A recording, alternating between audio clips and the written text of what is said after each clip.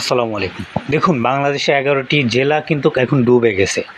এই মুহূর্তে আমাদের সবাই সবার জায়গা থেকে সহযোগিতা করা উচিত। কিন্তু আমরা কিছু মানুষ আ মা তাদের জায়গা থেকে সহযোগিতা করতেছে, আলহামদুলিল্লাহ, ভালো কথা। কিন্তু কিছু মানুষ আছে যে এখন মিটিং নিয়ে খুবই ব্যস্ত। আবার কিছু মানুষ সহযোগিতা করতেছে।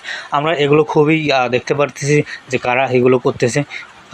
কিন্তু যারা বন্যায় মানুষ ডুবে যাচ্ছে তাদের পাশে দাঁড়াচ্ছে। অনেক মানুষ আমি দেখতেছি যাচ্ছে, কিন্তু তাদের একটাই অবস্থা যে তারা ২০-২৫ জন একটা ট্রলারে যাচ্ছে। তাহলে তারা কীভাবে উদ্ধার করবে মানুষ?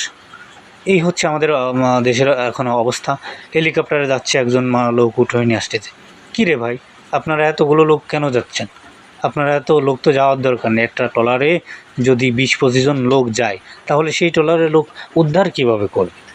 তারপরে আসি আমরা ত্রাণটা কী করতেছি?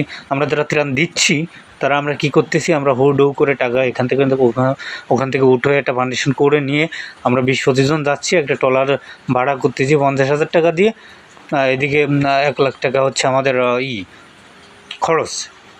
১,০০,০০০ টাকা আমরা উঠাই নিয়ে খাবার খাদ্য নিয়ে যাচ্ছি, ৫০,০০০ টাকা দিয়ে ট্রলার ভাড়া দিচ্ছি, দিয়ে এবার হচ্ছে ৫০,০০০ টাকা খরচ দিয়ে এদিক সেদিক করে এই খাবার আমরা বিলেচ্ছি। তাহলে যে কী লাভ? আপনাদের ৫০,০০০ টাকা দিয়ে যদি একটা ট্রলার বা নৌকো ভাড়া করা লাগে, ৩০,০০০, ৫০,০০০ টাকা ট্রলার, ৩০,০০০ টাকা নৌকো, এরকম একটা অবস্থা বাংলাদেশে কিন্তু ইতিমধ্যে হয়ে গেছে।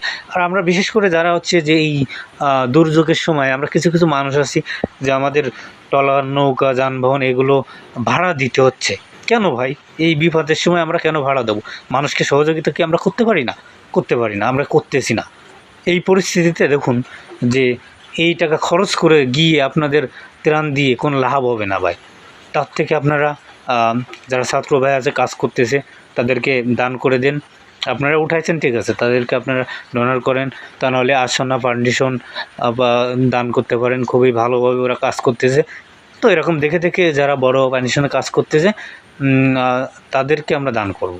আমরা এই সমস্ত দান করে আমাদের কোনো লাভ হবে না। যেখানে আমাদের ৫০,০০০ টাকা উঠলে ৩০,০০০ টাকা যদি খরচ হয়ে যায়, তাহলে সেই দান করে আমাদের কোনো লাভ নেই। তো আমরা হচ্ছে যেখানে বড় আছে সেখানে আমরা দান করব। তো সর্বশেষ যে কথাটি বলবো যে মানুষের এই বিপদের সময় সবাই সবার জায়গা থেকে এগিয়ে আসবেন। যতটুকু পারেন এগিয়ে আসেন। আপনারা এখন মিটিং মিছিল বাদ দেন। বহুত তাল করেছেন।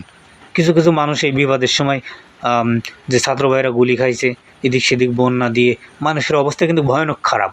এই অবস্থায় আপনারা কেন মিটিং নিয়ে ব্যস্ত? আমরা দেখতে পাচ্তেছি যে কারা এগুলো করতেছে। সতর্ক হয়ে যান, ভালো হয়ে যান এবং মানুষের সহযোগিতা এগিয়ে আসুন। ধন্যবাদ সবাই।